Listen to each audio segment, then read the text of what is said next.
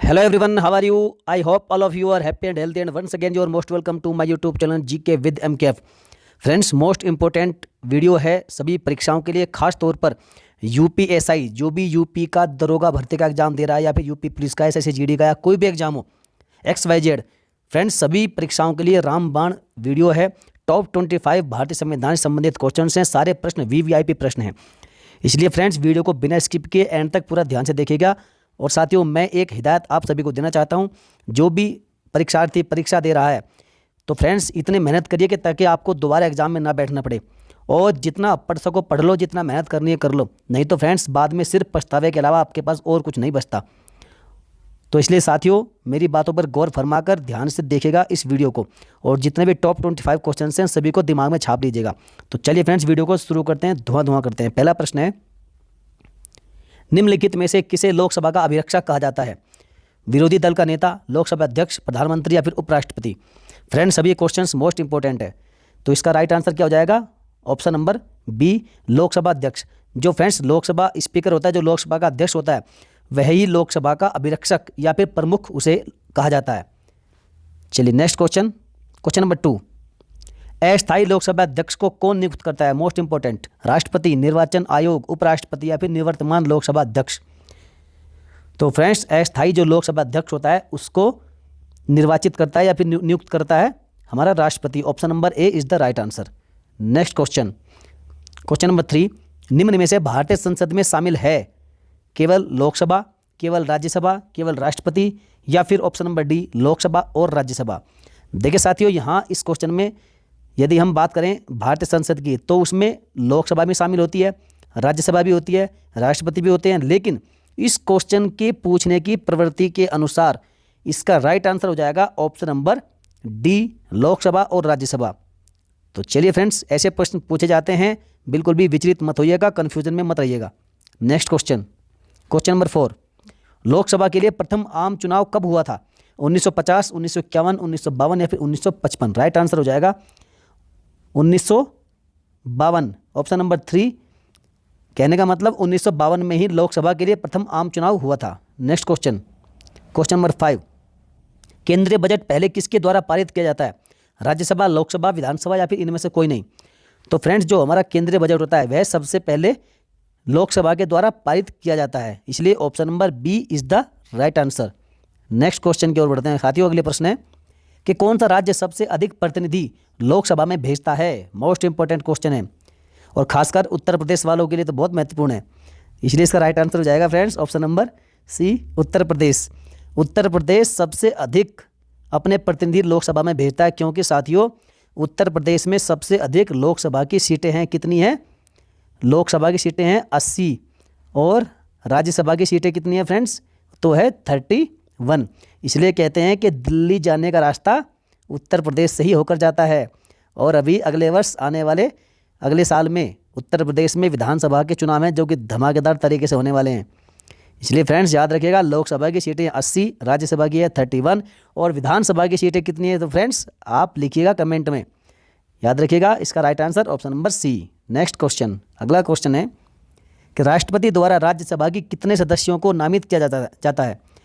राष्ट्रपति द्वारा राज्यसभा के कितने सदस्यों को नामित किया जाता है?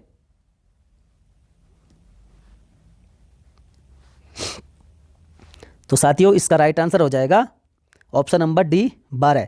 राष्ट्रपति के द्वारा जो राज्यसभा के कितने 12 सदस्यों को नामित किया जा सकता है।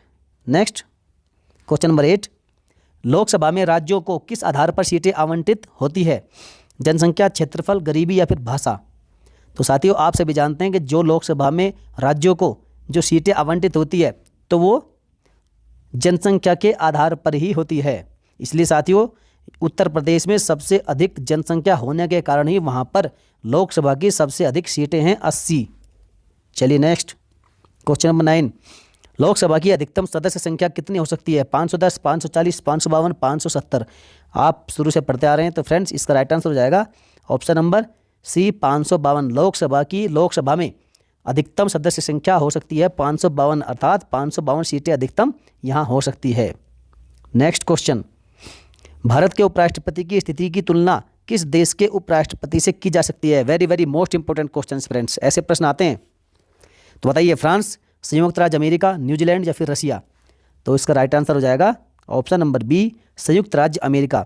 भारत के उपराष्ट्रपति की तुलना यूएसए के उपराष्ट्रपति से की जा सकती है। नेक्स्ट क्वेश्चन, क्वेश्चन नंबर 11, उपराष्ट्रपति के पद की अवधि कितने वर्ष की होती है? 5 वर्ष, 4 वर्ष, 6 वर्ष या फिर 3 वर्ष? तो साथियों, जितनी राष्ट्रपति की अवधि होती है उतनी ही उपराष्ट्रपति की होती है, और राष्ट्रपति के पद की अवधि कितनी होती है? 5 वर्ष की होती है, इसलिए उपराष्ट्रपति के पद की अवधि भी हो जाएगी 5 वर्ष। Option number is the right answer. Next question, next प्रश्न है कि राज्यसभा की बैठकों का सभापतित्व कौन करता है? उपराष्ट्रपति, राष्ट्रपति, प्रधानमंत्री या फिर speaker? Right answer option number A, उपराष्ट्रपति। साथियों, जो राज्यसभा की बैठकों का सभापतित्व करता है उपराष्ट्रपति। चलिए नेक्स्ट, क्वेश्चन नंबर 13, उपराष्ट्रपति का निर्वाचन कैसे होता है? अप्रत्यक्ष रूप से, प्रत्यक्ष रूप से, मनोनयन द्वारा या फिर इनमें से कोई भी नहीं? तो साथियों, जिस प्रकार से राष्ट्रपति का चुनाव होता है उसी प्रकार से उपराष्ट्रपति का भी चुनाव होता है, और कैसे होता है? वो होता है अप्रत्यक्ष रूप से। चलिए साथियों, इनडायरेक्ट रूप से उपराष्ट्रपति और राष्ट्रपति दोनों का ही चुनाव होता है। अगले प्रश्न की ओर बढ़ते हैं। साथियों, यदि वीडियो आपको यूजफुल लगती है तो वीडियो को लाइक जरूर किया करें। आप लाइक नहीं करते फ्रेंड्स, आपके एक लाइक करने से हमारा हौसला बढ़ता है, हमारी जो मोटिवेशन है उसमें बढ़ोतरी होती है और हमें और अच्छी अच्छी वीडियो बनाने की प्रेरणा मिलती है। तो इसलिए फ्रेंड्स, वीडियो को लाइक जरूर किया करें।